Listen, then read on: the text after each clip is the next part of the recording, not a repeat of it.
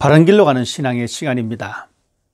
우리가 하나님을 믿기로 결심을 했다면 두 가지의 소중한 관계를 맺게 됩니다. 그것은 바로 성전, 즉 교회와 목회자와의 관계입니다. 신앙생활을 하지 않는 사람이라면 교회와는 별로 관계가 없습니다만, 신앙생활을 시작했다면 하나님이 부르시는 날까지 교회와 목회자와의 관계는 계속 이어질 수밖에 없습니다.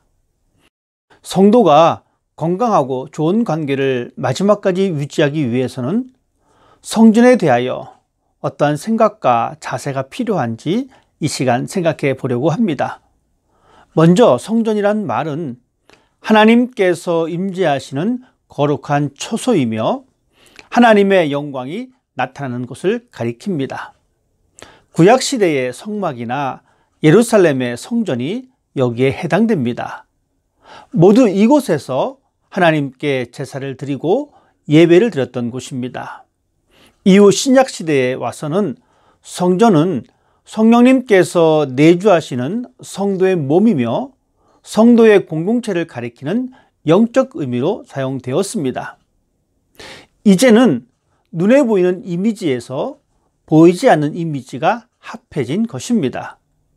이런 의미에서 이제 교회라고 하는 것은 하나님의 부르심을 받은 사람들이 예수 그리스도를 구세주로 믿는 사람들의 모임을 지칭하는 말입니다.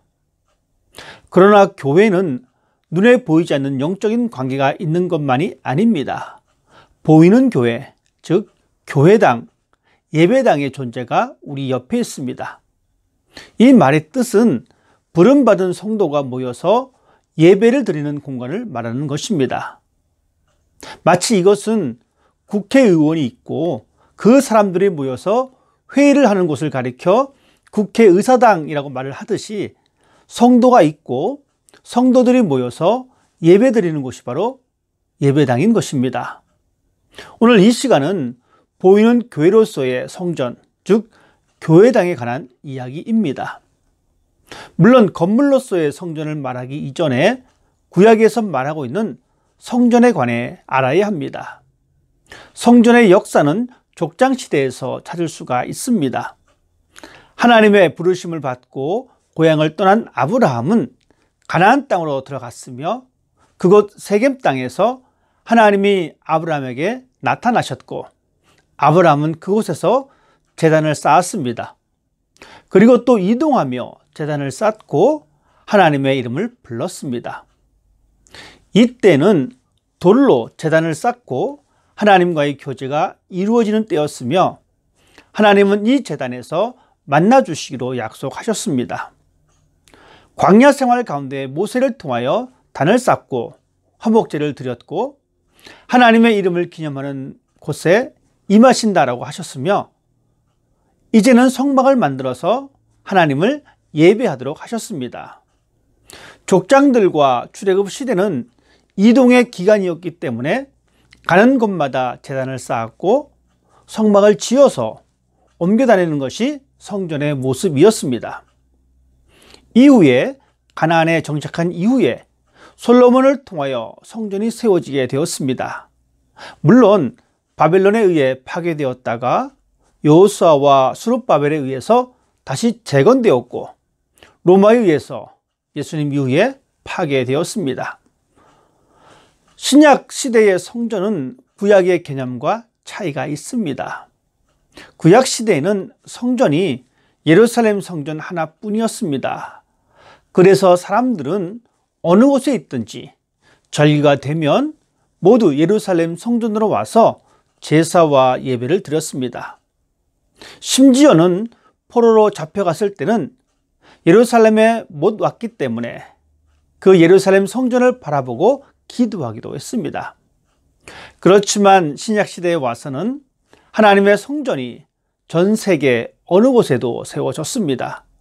예배 역시 어느 한 가지 형식이 고집되는 것이 아니고 어떤 한정된 장소가 아니라 어느 곳이든지 신령과 진정으로 예배드리게 되었습니다.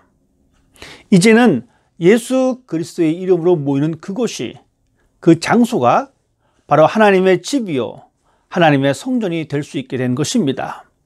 그리고 우리는 하나님의 나라에 들어갈 때까지 이 땅에 주님의 이름으로 세워진 교회, 즉 예배당을 소중하게 생각해야 합니다. 구약의 제단이나 성전이나 신약의 성전들이 그 형태는 다르지만 그 성격은 다르지 않습니다. 그것은 바로 그 장소가 하나님을 만나는 하나님의 집입니다. 어떤 형태를 가졌건 교회는 하나님과의 만나는 하나님의 집이라는 중요성을 인식하고 있어야 합니다. 시편 기자는 말하기를 예루살렘을 사랑하는 자는 형통하게 되며 시온을 미워하는 자들은 수치를 당하여 물러가기를 원한다 라고 말하고 있습니다. 예루살렘과 시온은 다 성전을 가리키는 말입니다. 성전과의 관계가 성도의 삶에 어떤 관계가 있는지 우리는 구약의 선지자 학개를 통해서 알 수가 있습니다. 학개 선지자는 이스라엘 백성들을 향하여 말하기를 너희가 많이 심어도 적게 거두고 먹어도 배부르지 않으며 일을 하고 월급을 받아도 구멍 뚫린 지갑에 넣는 것과 같은 것을 경험하게 될 것이다. 너희가 얻었다고 생각한 것들이 사라지는 것을 경험하게 되는데 그 이유를 잘 살펴보라고 합니다. 그 이유는 주님의 성전이 황폐됨에도 불구하고 전혀 돌보지 않고 자기의 집안 일에만 급급했기 때문이라고 하였습니다. 그래서 산에 올라가서 목재를 가져다가 성전을 건축하고 보수해서 하나님의 기뻐하시는 일을 하며 하나님의 영광을 위하라고 충고하고 있습니다. 이 말의 결국은 하나님의 초소를 돌봐야 하는 것이 성도의 의무라는 것입니다. 이것이 바로 하나님의 기쁨이며 하늘의 복을 누리는 방법이라고 말해주고 있습니다. 우리들이 원하는 축복을 누릴 수 있는 한 가지 방법이 바로 하나님의 초소를 내가 얼만큼 소중하게 생각하고 아끼고 있는가 하는 것입니다. 그럼 우리에게 어떤 태도가 필요할까요? 다윗이 좋은 모범입니다. 다윗은 성전에 대한 열심이 있었습니다. 항상 하나님의 집에 거하는 것을 큰 기쁨으로 생각했고 자신의 일생의 꿈을 성전을 건축하는 것이었으며 그것을 이루지 못하자 자신의 재산을 성전을 건축하는 곳에 바쳤습니다.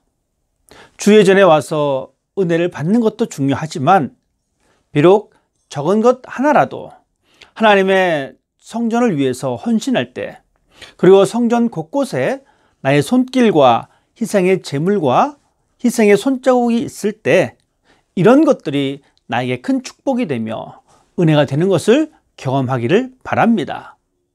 성경의 사람들은 한결같이 기쁜 일을 만나도 어렵고 힘든 일을 만나도 하나님의 성전에 올라간 모습을 보여주고 있고 하나님의 성전에 올라간 자들이 하나님의 은혜와 응답의 축복을 받았음을 보여주고 있습니다.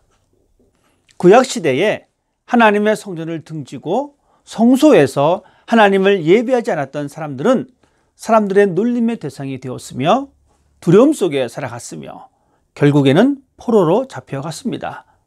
반면에 주의 전을 사모하며 가까이 나왔던 자들에게 하나님의 복을 경험하게 하였습니다. 성도는 성전에 모이기를 힘쓰고 성전을 사랑해야 합니다. 성전은 하나님의 집이며 나의 영혼이 하늘의 것으로 치워지는 생명의 근원입니다. 그렇기 때문에 성도들은 괴로우나 즐거우나 바쁠 때에도 틈날 때마다 가까이 해야 하는 것이 성전입니다. 시편 기자의 고백을 생각하길 바랍니다. 주의 궁정에서의 한 날이 다른 곳에서의 첫날보다 나은즉 악인의 장막에 사는 것보다 내 하나님의 성전 문지기로 있는 것이 좋사오니. 그리스 교회 성도님들이 주의 전을 사모하며 언제라도 성전에 나와서 기도하는 삶이 되기를 원합니다. 그리고 또한 주의 성전을 돌보고 살피고 관리해야 합니다. 자신의 집을 항상 관리하듯이 예배당도 관리하는 데 신경을 써야 합니다. 자신의 집처럼 때로는 부모님이 거하시는 집처럼 돌봐야 합니다. 어느 곳이 불편한지, 어떤 곳이 깨끗하지 않는지 살펴보고 수리하고 청결하게 해야 합니다. 하나님이 허락하신 예배 처소를 소중하게 생각하는 사람이 되기를 바랍니다. 우리가 부모님을 존경하고 사랑한다면 내가 쓰다가 낡은 것을 더 이상 필요하지 않다고 부모님의 집에 들이지 않습니다. 그리고 내 사랑하는 자녀들에게 깨끗하고 좋은 것을 주려고 하는 것이 부모의 마음입니다. 가격이 비싸지 않더라도 내가 할 수 있는 최선을 가장 아름답고 깨끗한 것으로 부모님의 집을 가꾸고 자녀들에게 주려고 합니다. 이런 자세가 우리의 자세이어야 합니다. 이런 자세로 성전을 돌아봐야 합니다. 그리고 함께 모여 예배드리는 공간을 그 옛날 솔로몬이 최선을 다하여 아름답게 가꾸었듯이 그런 마음으로 그레이스 교회당을 만들어가는 일에 최선을 다할 수 있기를 부탁을 드립니다. 보이는 교회로서의 예배당을 소중하게 생각하고 아름답게 가꾸는 일에 열심을 내어서 영적으로, 육적으로 은혜 받을 만한 축복된 하나님의 집을 만들어가는 여러분이 되기를 주님 이름으로 부탁드립니다.